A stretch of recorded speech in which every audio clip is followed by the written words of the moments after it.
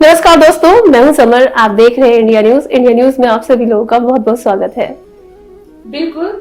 और आप सभी को जन्माष्टमी की हार्दिक शुभकामनाएं। तो आज हम लेकर आए हैं जन्माष्टमी में आपके लिए कि श्री कृष्ण ने जो बचपन में अटखेलियां खेली थी और श्री कृष्ण की कुछ ऐसी बातें जिनको सुनकर आप बेहद खुश होने वाले हैं। और कुछ संगीत समर ऐसे हैं कि जिनको सुनने से एकदम ऐसा लगता है जैसे कि श्री कृष्ण सामने बैठे हुए हैं। हाय। तो चलिए उस सुरीले संगीत से लोगों को भी उसके साथ साझा करते हैं और उन्हें भी गीत जरूर सुनवाते हैं। बिल्कुल।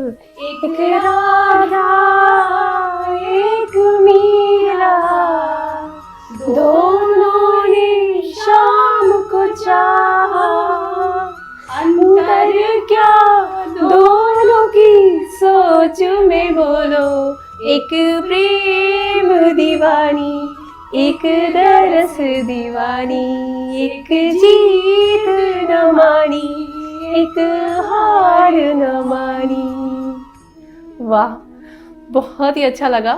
तो आज हम क्या बात करने वाले हैं, यानी कि आज हम बताने वाले हैं श्री कृष्ण के बारे में। तो स्टार्ट करते हैं आज के इस प्रोग्राम की। भगवान श्री कृष्ण की बाल लीला पौराणिक कथा के अनुसार भगवान श्री कृष्ण का जन्म वासुदेव और देवकी के गर्भ से कारागार यानी कि जेल में हुआ था और कृष्ण को गोकुल में यशोदा के यहाँ दे दिया गया था, जहाँ यशोदा ने अपने लल्ला कानों को बड़े ही लाड प्यार से पाला। तुम्हें तो पता ही है कि घर में कोई भी बच्चा होता है और छोटा होता है तो उसे बड़े ही लाड प्यार से पाला जाता है। बिल्कुल। और बचपन से ही जब वो नटखट थे, जितना यशोदा मैया और नंदलाला उनके नटखट अंदाज से परेशान होते थे, उसी तरह से पूरा गांव उनसे परेशान होता था, उनकी अटखेलियों से परेशान होता था। कभी वो माखन चुरा कर खा रहे हैं तो कभी कुछ अटखेलियां कर रहे हैं, कभी किसी को छेड़ रहे हैं, तो गोपियां भी थोड़ी उनसे शर्माती भी थी और उनके पास भी जाना चाहती थी। तो दोनों चीज थी उनमें, मतलब इतना प्रेम भरा हुआ था ना समर। तो जैसे कि तुमने सुना ही होगा कि मीरा उनके प्रेम में पागल थी। सच में ऐसे ही राधा भी उनके प्रेम में पागल थी। इस वजह से उन्हें अपनी मैया से कभी कभी डांट भी खानी पड़ती थी। कभी कभी माखन चुरा लेते थे तो वो डांट जोर से यशोदा मैया उनको मारती। बिल्कुल। और पता है क्या है, जब मीरा और राधा की जब हम कहानी सुनते हैं, उनका प्रेम सुनते हैं, तो सच में ऐसा दिल करता है कि अगर प्रेम किया जाए तो बिल्कुल राधा और कृष्ण जैसा ही किया जाए। बिल्कुल। और कालिया नाग का वध श्री कृष्ण की प्रचलित बाल लीलाओं में से एक है। एक बार श्री कृष्ण अपने मित्रों के साथ यमुना नदी के किनारे गेंद से खेल रहे थे। अचानक गेंद यमुना नदी में जा गई और बाल गोपाल के सारे मित्रों ने जो मिलकर है उनकी नदी से गेंद निकालने को भेज दिया। उसके बाद बाल गोपाल भी एकदम से कदम्ब के पेड़ पर चढ़कर यमुना में कूद गए। फिर समझो क्या हुआ होगा। वहां उन्होंने कालिया नाग मिला। श्री कृष्ण अपने भाई बलराम के साथ मिलकर जहरीली कालिया नाग का वध कर दिया। बिल्कुल सही कहा। और आपको मैं बताती हूँ कि गांव की गोपियों के साथ क्या रास लीला की थी नंद गोपाल ने। भगवान श्री कृष्ण का जहाँ राधा जी के साथ एक खास रिश्ता था, वहीं गांव की गोपियों से भी उनकी खूब बनती थी। कृष्ण की बंसी की धुनें राधा को खूब भाती थी। पूरे गांव में राधा कृष्ण की रास लीला खूब चर्चित है। किसी भी तीज त्योहार पर खूब नाचते गाते दिखाई देते थे राधा और कृष्ण। गांव की गोपियां भी श्री कृष्ण की बांसुरी की खूब दीवानी थी।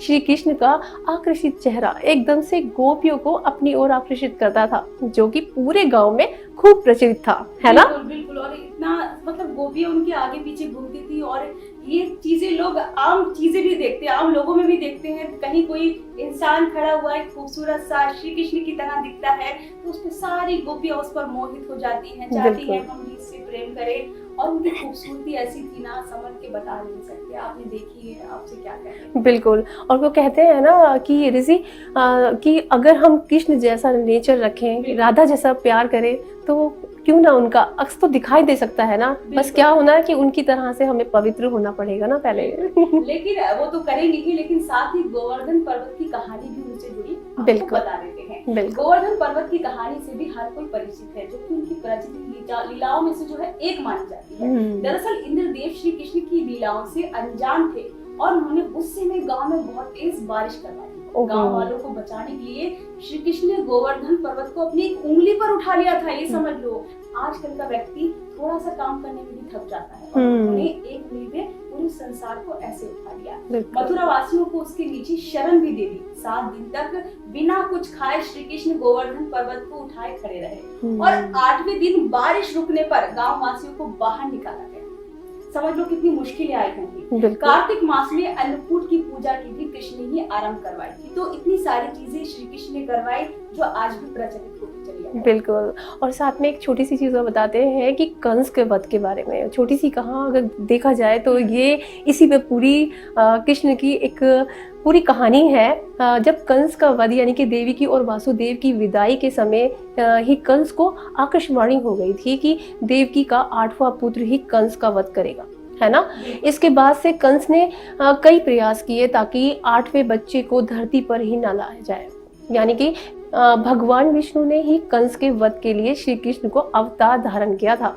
कंस ने श्री कृष्ण को मारने के लिए कई उपाय अपनाए, लेकिन वह सभी भी विफल रहा।